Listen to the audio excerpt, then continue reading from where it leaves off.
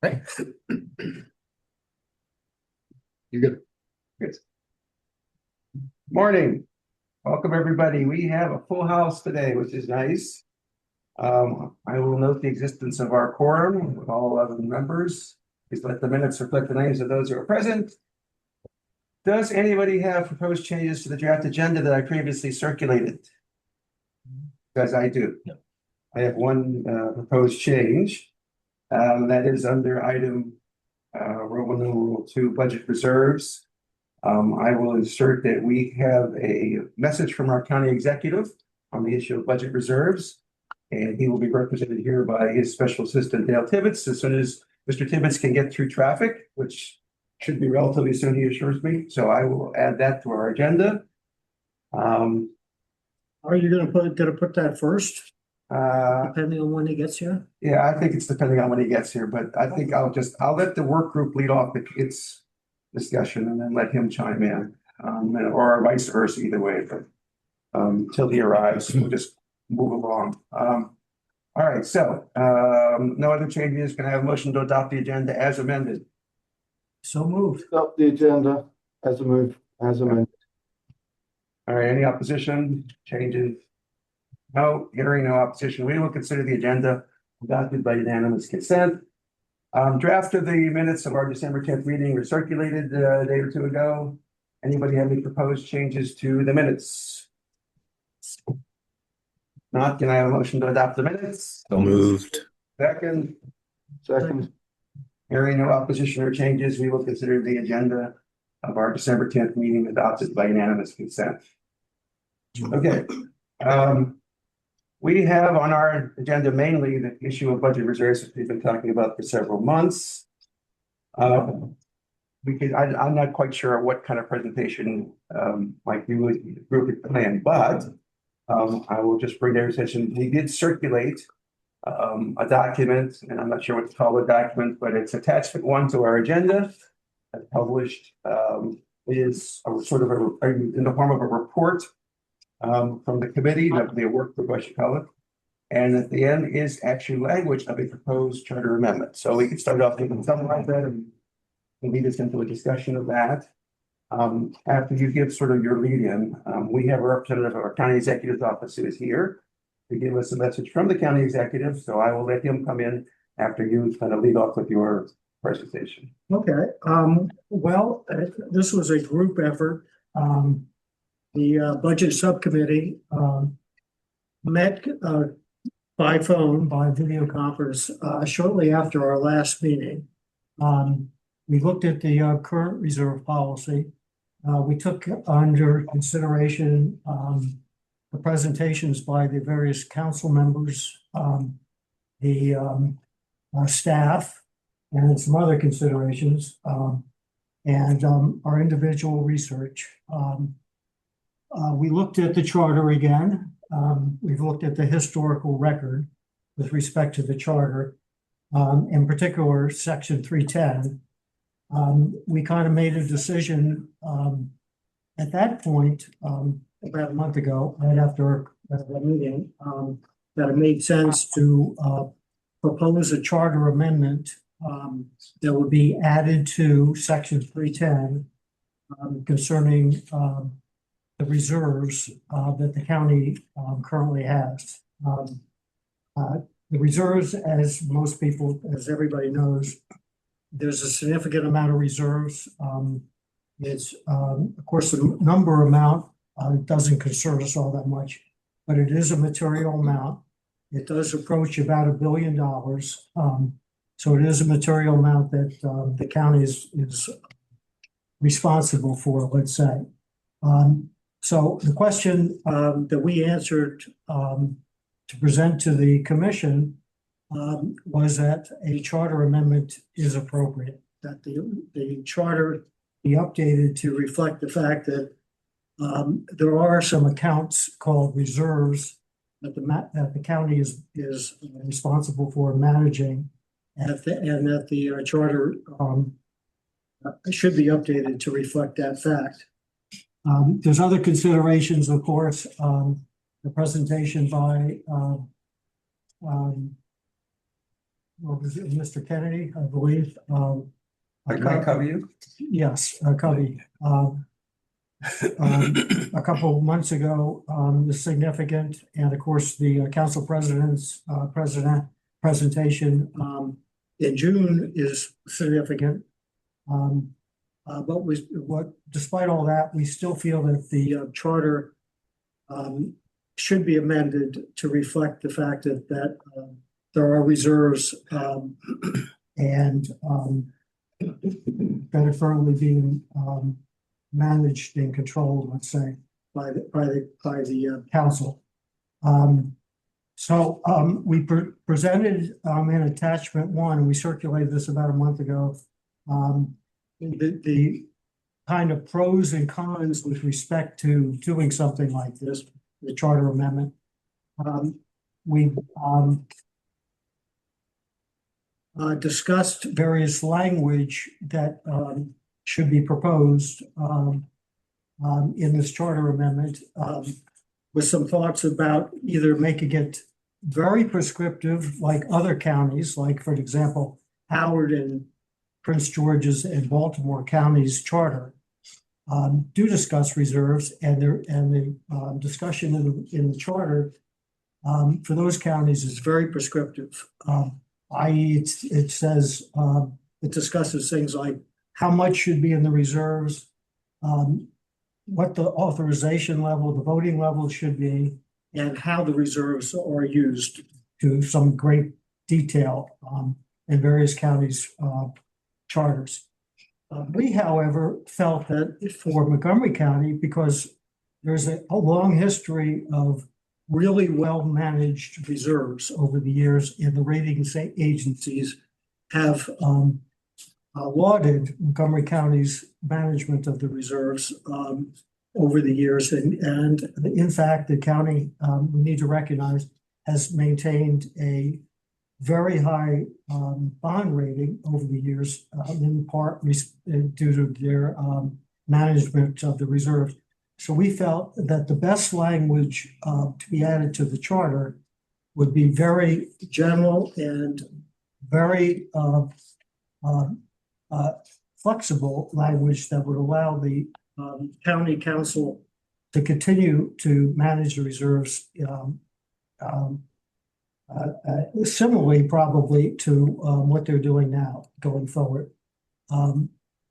So anyway, the suggested policy, the pros and cons, is included in attachment 1. We've put some language in attachment 1 at the end. Again, we're proposing that the current language in section 310 in the charter remain the same, and that this paragraph be added to section 10, be amended to appended to section 310. So with that, I'd like to open it up to Dylan. I think it'd be useful to have Dylan, for example. Dylan, could you say some words? And then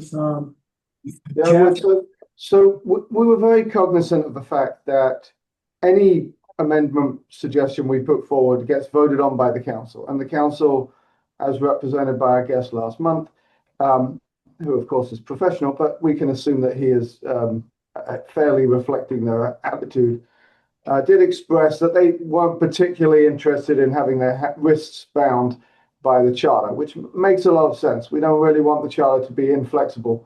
So we did err, because of that, we erred on the side of being non-prescriptive. There were, in the language, if you read the language, there were 5 things we were trying to do with that language. The first was acknowledge the existence of reserves and require that reserves are considered in the annual budget considerations. So the second was assign the responsibility for setting the amount in the reserve to the council. The third was assign the responsibility for establishing the process for using that funding to the council. And then the fourth was that the amount in the reserve is made public annually. And the fifth was that there is a assessment of the reserve every 5 years. So those are the 5 elements. You can see, we're on purpose assigning responsibility away from the charter itself to the county council. That's obviously an acknowledgement is that we're not going to get, it's better to get something than nothing. And we're not likely to get the council to assign responsibility away from itself, at least in the first go round. But we did think that it's really important that the charter acknowledges the facts on the ground, that the facts on the ground aren't just established by policy, which means they could be changed by policy, but something as important as a reserve, a contingency reserve, is a permanent fixture within government. And if in 5 years' time, 10 years' time, 20 years' time, we have a less responsible council, that's a lasting legacy that holds them to a standard of responsibility. So, like I said, those are the 5 elements that the reserves include in the budget. The amount is set by council. The process is set by council.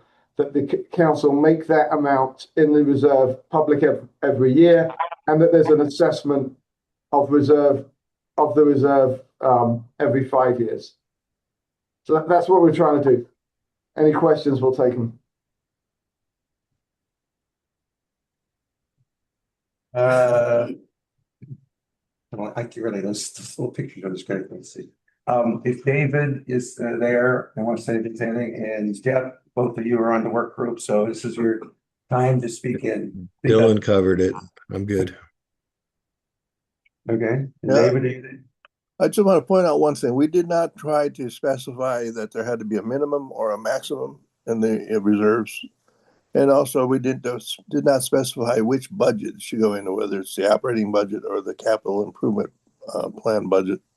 That's up to the council to decide. We also didn't try to dictate any criteria for when the reserve would be used, or the process for actually expending the reserves when it became necessary to do so. That would be, again, up to the council, up to the county executive to make those decisions. We just wanted to have a provision that requires a reserve to exist, and that, as Dylan and Mike have pointed out, the principles behind it. So, but if this is in addition to Section 310 and not a replacement of 310, then you essentially do say you do leave the 5%.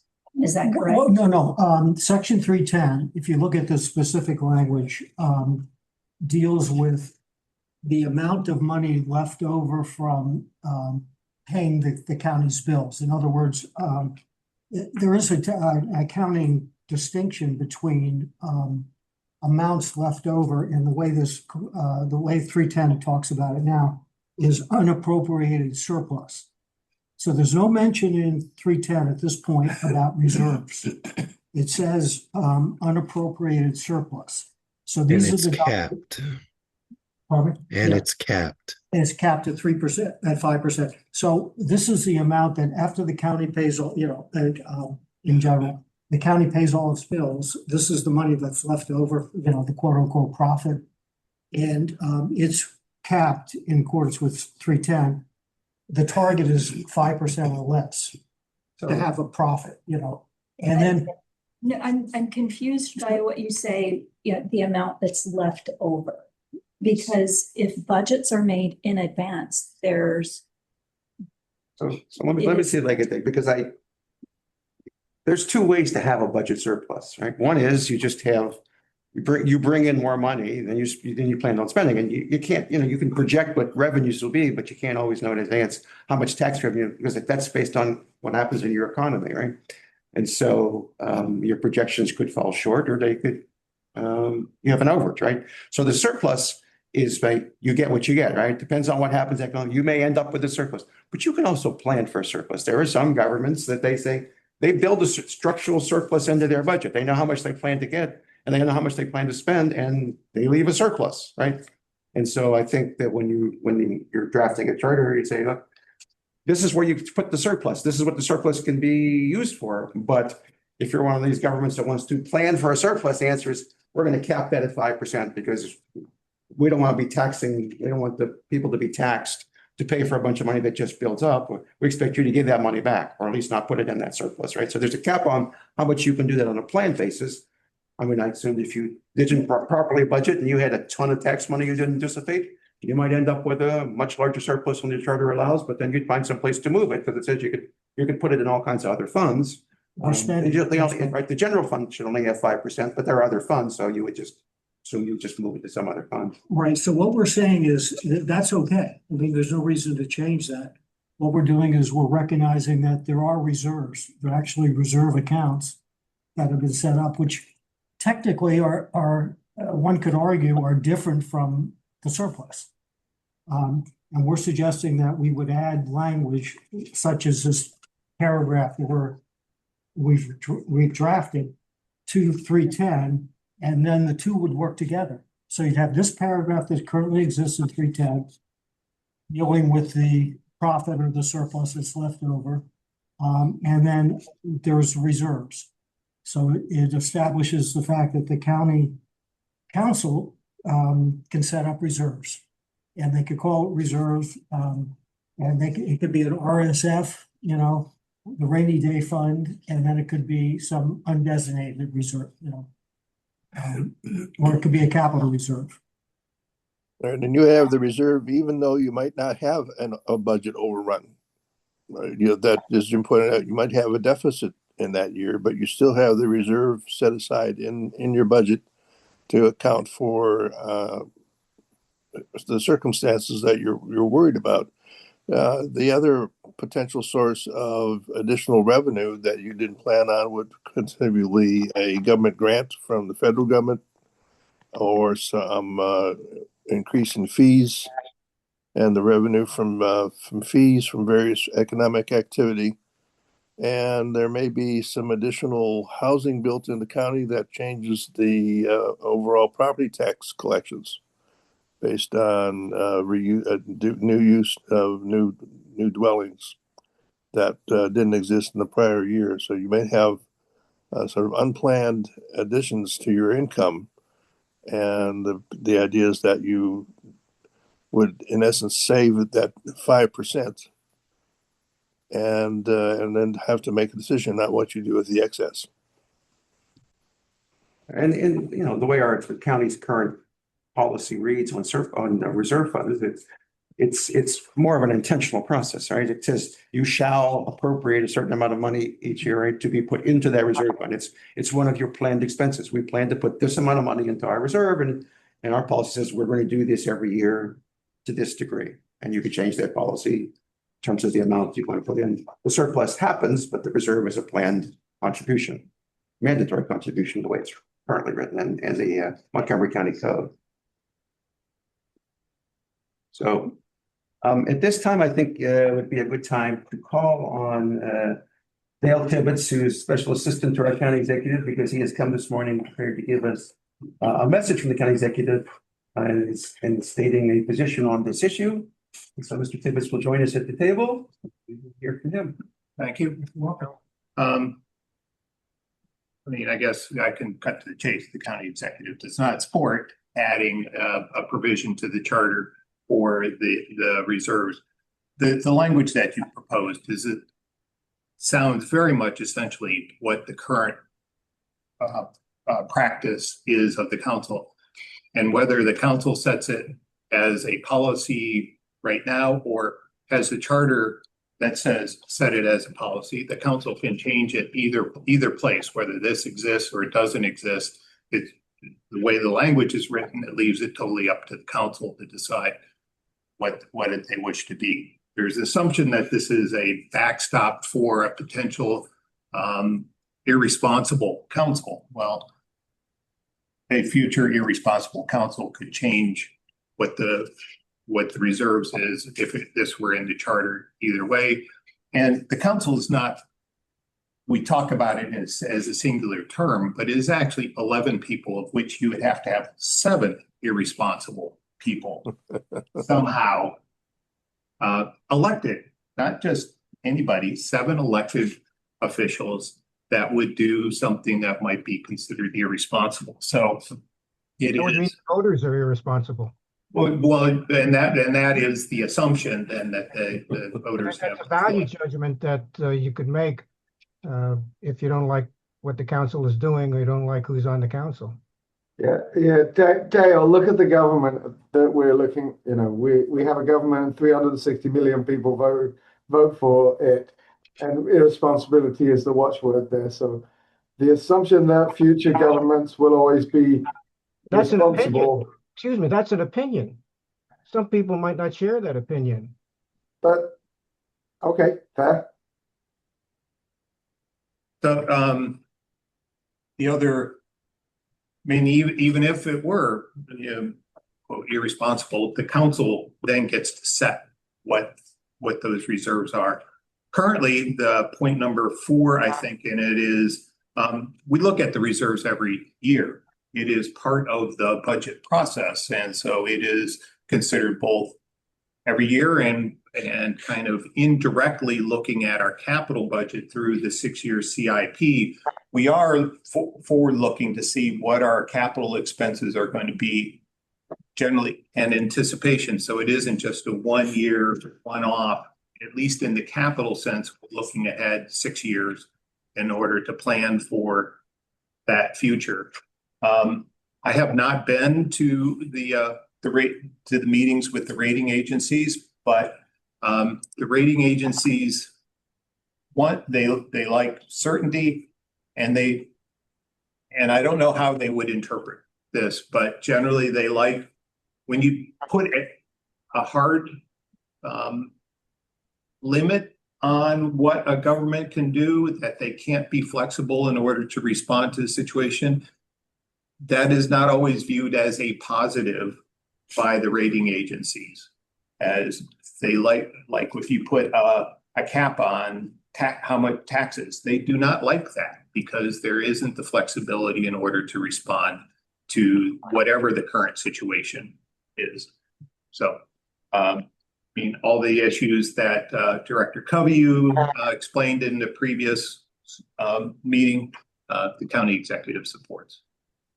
So could you opposes however you wish to put it. Okay, could you outline the county executive's actual concerns with the language as presented?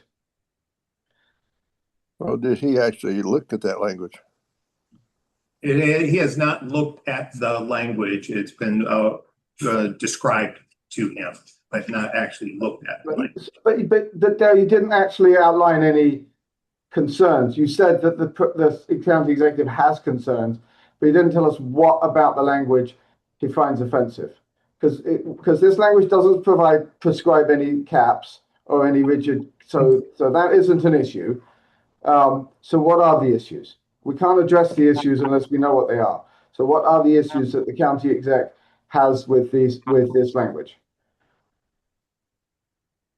Mike Covey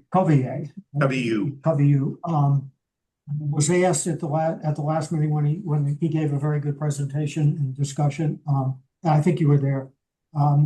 And at the end, we asked him about the language, and if, having heard all the pros and cons and the objections, potential objections, I got a sense that if the language was crafted in a way that enabled the council flexibility, similar to what's being done now, that would be possibly a positive thing. In other words, it strengthens the county management of reserves. It puts some certainty into the charter as well as in law, and yet still allows flexibility on the council's part. So I got a sense that the language was an important part of this whole calculus. And so that's the way it was crafted. It's high level policy. It's not prescriptive. So Dylan, I don't have a response for you. I will get back with you with specific why he objects to putting it into the charter as compared to the current practice through the legislative practice. So, okay, what we can do is we have our February meeting scheduled, and anticipation was that at our February meeting would be the time to take our straw vote, so we know where the majority of our group is and make a decision about who's drafting that portion of the report and what it will say. I will, get in touch with me before I do the agenda for that meeting, which is about February 3rd or 4th. I will put you on the agenda Okay. if you want. I mean, if you decide you've said all you could say, that's fine, but you can have another shot at this when you come back if you want and make an additional presentation before we take the straw vote in February. One of, if there's some specific thing that, okay, I realize there's two issues. Yeah, should. In or out is one. Right, well, exactly. But if it was possibly in, what about the language could be tweaked or changed that would make it more acceptable to possibly, the county executive and or the council, or one or the other? Okay. So now, I came prepared today to read that sentence to you. I read your language a couple of times, and I thought if somebody was going to say it was too prescriptive, what would they do with it? How would you take it and modify it to make it seemingly less prescriptive? Let me tell you what I get. But I didn't circulate it because I didn't want it to be viewed as something in writing that the chair was presenting for approval or disapproval, because that's not my intent here. I just wanted to, it's food for thought. So I will read it. Okay. It could literally be as simple as this, I think. The council shall establish reserve accounts whose funds may be drawn upon when revenue collection falls short or in such circumstances as the council deems appropriate. Such reserve accounts shall not be subject to the 5% limit on unappropriated surplus specified in this section. And then the last sentence could be added at your discretion. The process and criteria for determining when to use reserve funds shall be determined by the council, period. I'm going to send that to you. I can't. I'm not advocating for it. So Jim, one of the reasons we added the last part about the review every 5 years is we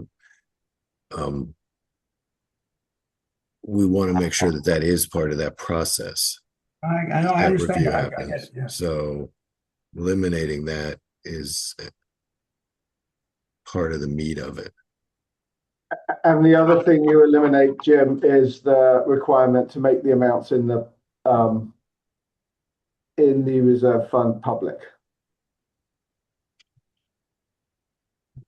I'm not sure. I'm not an expert on this, so I'm not sure which part of our budget process is not already public, whether that would just automatically be part of the. Well, there's no budget process. requirement in the charter or practically anywhere that prescribes a display of the reserves. In other words, it's kind of up to the county executive what they're going to put in the budget and what exhibits they're going to put in.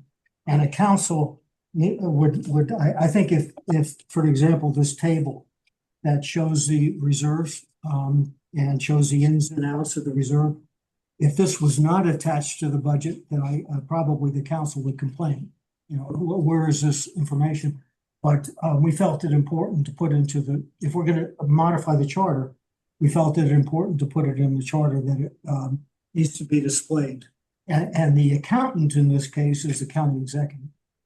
So that seemed like an appropriate spot to at least require an annual display of how much the reserves are.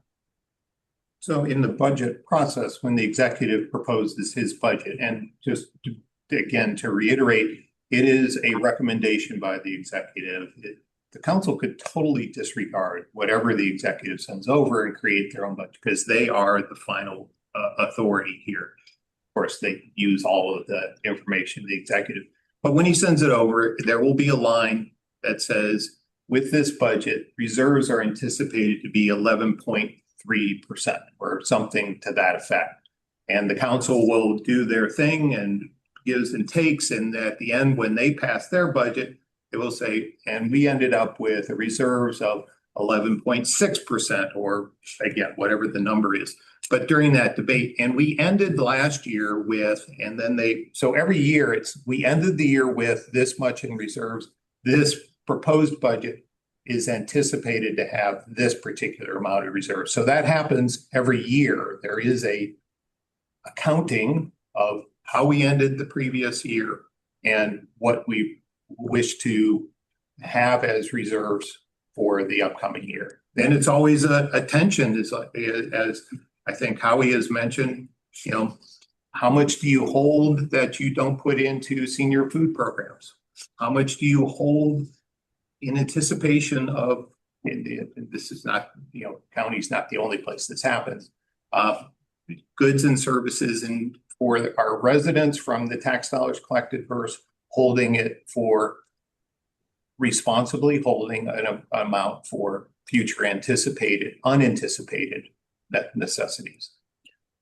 Yeah, just one other thought about that. The other sections of the charter, like section 302 and 303, which discuss the budget process for the 6-year plans, capital and operating, are pretty detailed about what's expected to be included in the budget, what exhibits are to be included, what statements, et cetera, what details to be included.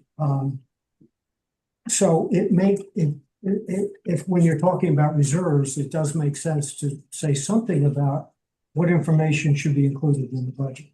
And that was an intent, that one sentence was an intent to recognize that the reserves are not talked about anywhere else in the charter. And this is an opportunity to say that at least once a year, the amount of the reserves shall be displayed, shall be provided. Even though I agree with you, every year there is a table that, clearly shows the reserve amounts and the ins and outs and the projections. I wanted to just share a few thoughts as I've still feel pretty new to the commission. I've really appreciated all the work that the working group has put into this. I've learned a lot. I appreciate the comments from Michael Koviu and from Dale. I'm starting to think that the charter doesn't need this change, that this change doesn't need to be in the charter, that the rating agencies already give us high ratings because our policies are evergreen, they're flexible, and the biggest risk is if we change like we're fixing something that's not broken. And my concern would be if we make this change in the charter, that will be viewed as unfavorable. So I'm starting to think this is it's a good discussion, but I don't think it belongs in the charter. Thank you, Sarah. Howard, I think you were. Thanks. I think that's an excellent comment, Sarah. Thank you. I have a question, and I'm embarrassed for not knowing this. But Dale, when you put together a budget, in addition to the revenue that's generated from local taxpayers in the category of grants or outside sources that you anticipate from the state, from the federal government, from other sources, is there a limit on what you can estimate? In other words, can you say we're going to get, instead of 10 million from the state, for argument's sake, we're going to get 100 million, and therefore you make it easier to balance the budget? Say, well, I think we're going to get $100 million instead of $10 million, and therefore we have a balanced budget. Is that a factor that plays into this at all, or how? Is there a limit on what you can estimate from outside sources? To my knowledge, there is not a limit other than, you got a lot of people looking at this that'll call you out if it is out of bounds and unreasonable. And you have to get at least 7 of the council members to say, this is and they do it in good faith. This is what in good faith we believe to be the revenues that we can anticipate. But to my knowledge, there is no written anywhere that says we can make up any number we want in order to come up with a balanced budget. But you wouldn't know until the And following. at the end, we do actually, it does have to actually balance because the Right. executive, Mark, when he first came into office, his second day, he was told, you're going to be $40 million short of what our budget was. And in that year, he had to cut $40 million.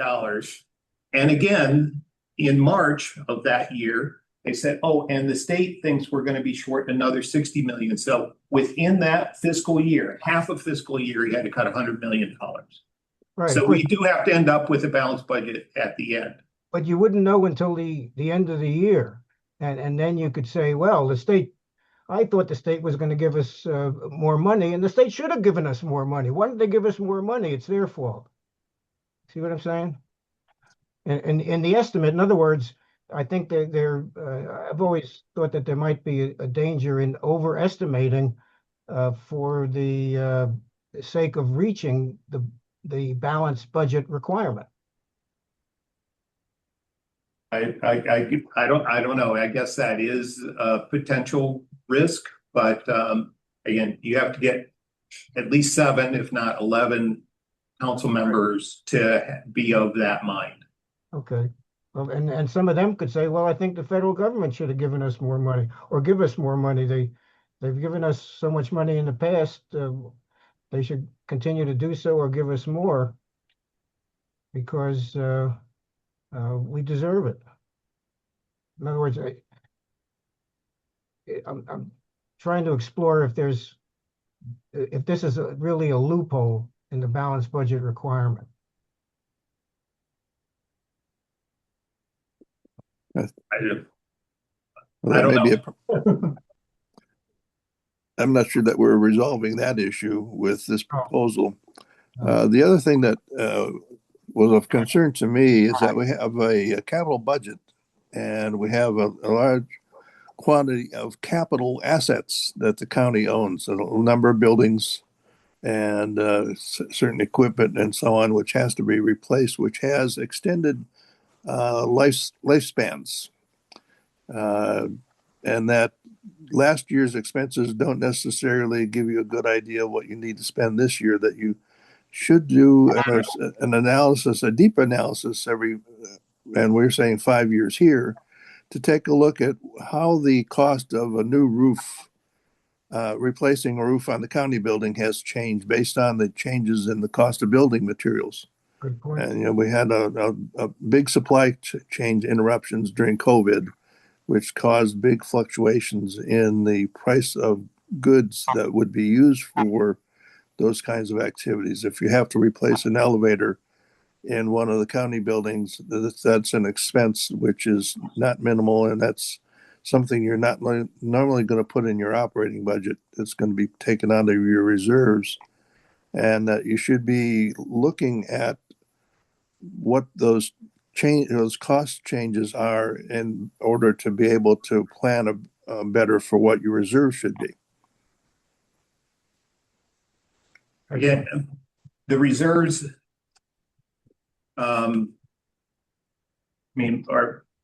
we do include in the budget, particularly in the capital budget, what's essentially, it's called a set aside. We don't spend every single dollar on every single project. There is an anticipation. There's going to be fluctuation somewhere in the cost of an elevator, or an elevator is going to go out that wasn't anticipated. Something in this budget is small compared to something catastrophic happening. So there already is anticipation for that. There is life cycle replacement programs in the budget. They have been, they have increased because of what we've seen on the cost of materials and and construction costs. So again, in the capital side, there has already anticipation for those sorts of known, unknown, or you have to expect a certain percentage of unexpected expenses. And so that's already accounted for.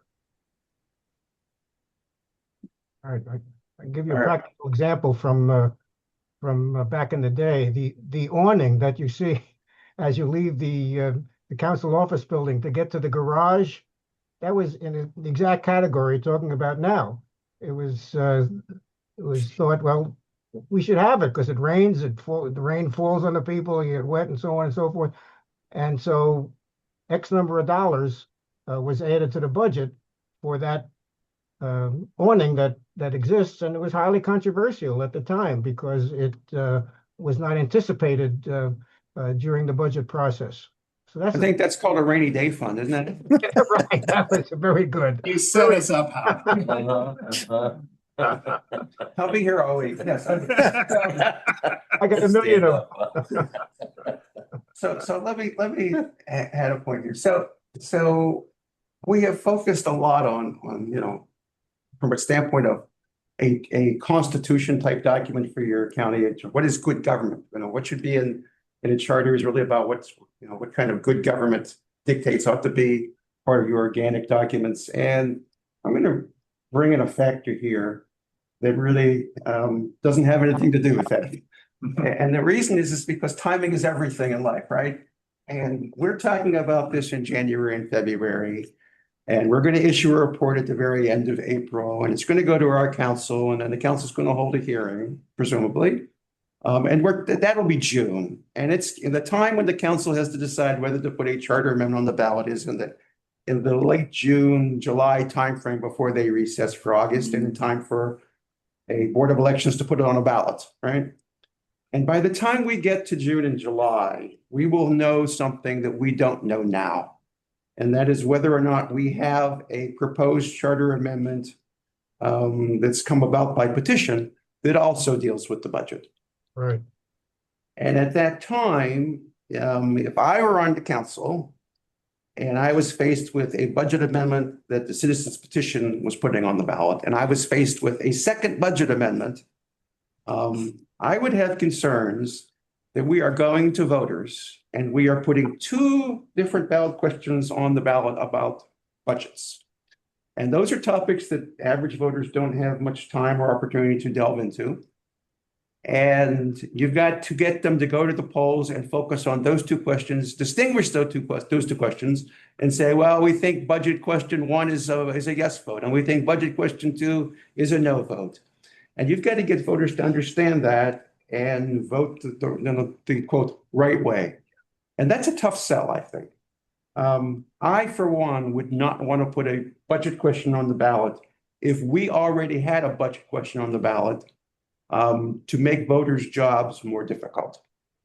And I feel strongly about the question that may be on the ballot by citizen petition.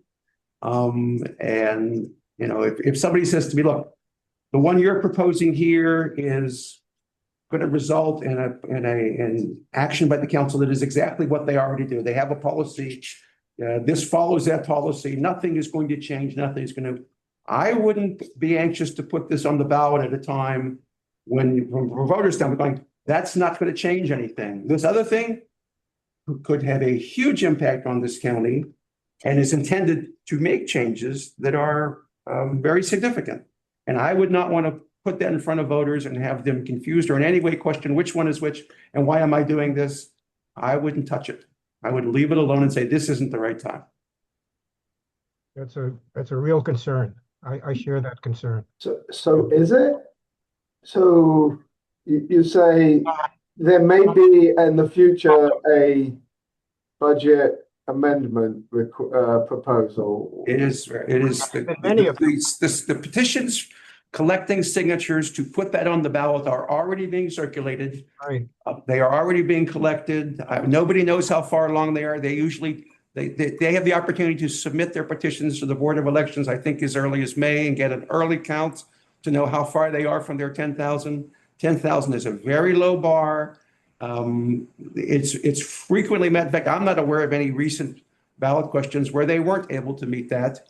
And we'll know later in May or June, but by the time the council faces this question and when they get the opportunity, they will already have a pretty good idea of where that stands. Yeah, that's one objective. Another objective is looking at the charter, taking a fresh look at the charter, this commission, the last couple of years, and saying, how could we strengthen the charter? What makes sense? That's our job. Right. That's what we are here charged to do. And if the charter was drafted new, I mean, if this was the first year we'd have this charter, you would probably want to recognize that there's a reserve, possible reserve funds. And that makes sense to have a reserve in addition to handling the surplus. And it should be significant. Some thought should be given into how much should be in there, how they're going to be used, how they're going to be replenished. So you probably want to do that. And so you probably put some words in the charter that was specifically saying reserved. So, that's kind of what, that's part of our job, it seems to me. So whether it gets on the ballot or not, that's what we're shooting for. But whether it gets, I guess I'm distinguishing whether it gets on the ballot. I'm distinguishing that from whether I would advocate putting it on the ballot at this particular time. And I think personally, at this point, I wouldn't choose to put this on the ballot at this particular time. Right. Jim, given how politics has gone, especially since I worked in city governments, there's never going to be a good time to put something on the ballot that politicians don't like. Our job, I thought, was to come up with what we thought would be improvements in the charter. If the council doesn't like it, they can say no. They did that to us last year. Oh, okay. And so we're getting into a position where we're going to say, well, there's competing things on here, and we shouldn't put this on because we don't want to compete with other things and confuse people. Our job is to figure out what's best in the charter. The fact that citizen petition is coming doesn't mean it's best for the charter. We probably agree that it's not. So I don't think we should be spinning our wheels. If we think something belongs in the charter, we think it belongs in the charter. Oh, no, I don't want to suggest that we're spinning our wheels. What I'm saying is, I don't think it's a binary choice. I think one of the nice things about the way this commission functions is that we get to write a report and we get to spell out in as much detail as what we think the pros and cons are. So I think rather than it be a binary choice, I think if I was writing only for myself and not speaking for anybody else, I might say, look, a good charter document would have something of this nature in it. Ours doesn't happen to. It would be a good idea if it did. However, choosing the right time to do that is as important as choosing the right language, because you do want it to be successful, and you do want the voting population to vote on it with complete understanding of what they're choosing to do and why. And so I might say, this is a good idea. I'm just not sure I would agree with this is the right time to do it. And the council ought to take this up at some future opportunity. The council ought to consider this in a year when there isn't going to be multiple budget questions to confuse people. But I wouldn't, I'm not saying it's a bad idea. I'm just saying our recommendation would be you ought to do this at some point. Maybe not today, but at some point. I think a way historically that this has been worked around is through outside groups. In other words, the political parties make recommendations. They put out sample ballots. Labor unions put out sample ballots. Business groups put out sample ballots. Editorial writers very often recommend vote for this amendment, don't vote for that amendment. So that's the way that this has been dealt. But it's a very real problem. Can I ask a question, Mr. Chairman? Sure. Just a technical question. Am I correct that the language, the actual wording that goes on the ballot is written by the county attorney's office? Is that correct? The county attorney's office does have a role to play in certifying the language for the Board of Elections. But what happens as a practical matter is, for example, the petitions that are being circulated now have actual charter language on it.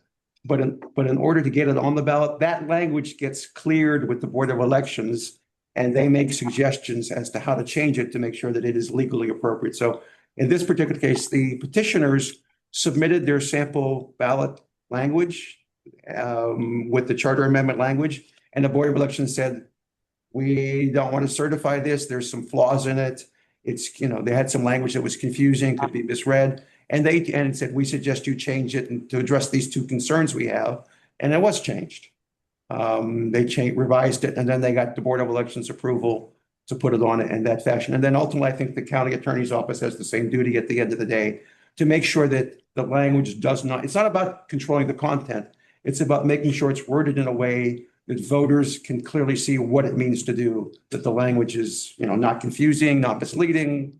It's clear. And so, the county attorney, I think, has the final say, but I don't think that the county attorney and the council can decide to say, well, we don't like this language, it's the wrong result. We're not going to put it on. They have to put it on if it gets the 10,000 signatures. Yeah, I think that's a very critical stage, the actual words that go on the ballot, which of course, I guess would be subject to litigation at some point. Yeah, ultimately the courts decide. But I think it's the county council, again, is the final authority. They can take the advice of the county attorney's office, but it is the county council that decides the language that appears on the ballot. Now, in the past, they did not have this kind of pre-clearance step in the process, so that the county council had a much larger role. And I know I was involved in one of these things, and the county council dramatically changed the language that was on the petition that I was part of circulating in order to put it into 9 single-member districts. You remember the reason they changed the language? Because they didn't want it to pass, so they wrote it to say this. It said, this will take away your 5 at-large or your 4 at-large members, reducing your vote impact on the county council to have only 1 representative on the council instead of having now 5, which represents a majority of council. That was the language that they changed it to, or we're going to change it to. It's funny, I was involved in that debate. I don't remember the impact language, but I'll have to go back and look. Marilyn Preisner. But anyways, after that, they started to do this pre-clearance in order. You are going to get, at some point, you get into a court battle, but whether you've changed the language to change, No, you shall to you shall not. but I don't know if, again, if this pre-clearance now restricts the council from being able to make any sort of change in the language. But it is county council, not the county attorney. I think the position we're in right now, Jim, is that we know we're going to have to take a straw vote amongst ourselves on whether we want to actually propose this and make a report about it. In the meantime, I think we should challenge ourselves and think, is there some way we can tweak the wording to make it more acceptable and bring that to the next meeting and determine if there is some improvement to this that we could make to make it more palatable and more understandable to the voter, and then take a straw vote on that change if there is any, and then decide who's going to help write the report on this particular proposal, so that we can prepare our report for the year. All right, so that's pretty much the process I think we were going to follow, which is, but I don't mind circulating this language that I read today. And I think the budget group can decide whether they want to. It's really, look, there are 11 of us and it takes 6 votes to make it the recommendation of the council. But if you have 5 votes and you want to make it the recommendation of a minority of 5, that's up to you. You can do that too.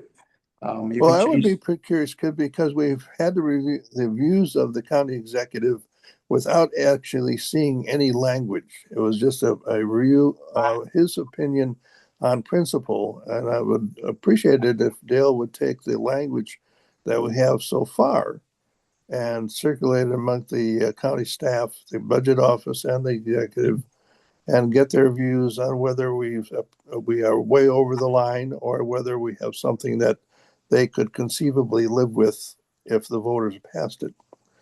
So can we ask that Dale do that? Yes, and let us know at the next meeting what the results of that review would be. This is something that they can actually read and think about, as opposed to just a general principle that they have to think about. Yeah. Now, after we take this straw vote, right, we're going to work on drafting our report in March. We will have our final vote in April, and depending on how it comes drafted, minority, majority, people will have an opportunity to join either of those or abstain in April. That's our sort of last opportunity, because we got to issue it in April. So you have You can decide how many votes you want, whether you you need 4, 5, 6, or whatever, but. Anybody else have anything else they want to talk about on this issue before we move on to the agenda? I just wanted to say that I second the idea, going back to what Jim was saying, I second the idea of timing being very crucial, especially if this is something that's going to be going to the public for voting or potentially, right? But making sure that they're making informed decisions and not having any confusion. Thank you, Froze, Alicia. All right, so, we're done with budget reserves. I left some space on our agenda, to find out if we have any members who are looking to put any other, proposed charter amendments on our agenda for February. At this time, does anybody know of anything else they would like to raise as a potential charter amendment, that ought to be, brought to our attention at this time?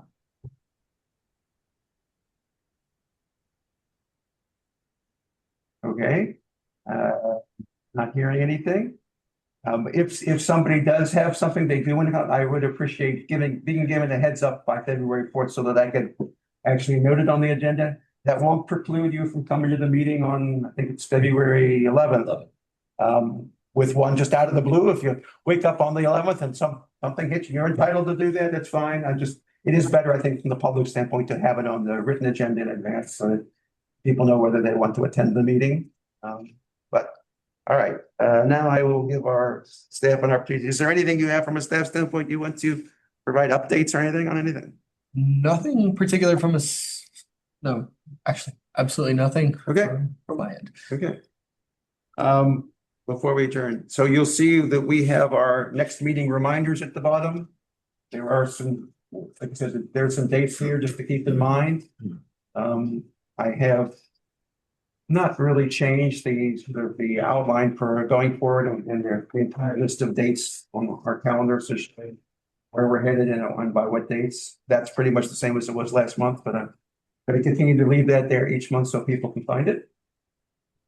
Okay, and other than that, that's all I have on our official agenda. That's the last call for anybody who's got anything they want to raise before we adjourn. I'd like to thank Dale for coming in and presenting. Yeah. Thank you, Dale. And I will get that more specific reply that you've requested. Thank you. Thank you. Not hearing any other topics, we will consider ourselves adjourned. Thank you. Thank you. Joe. I look to an hour.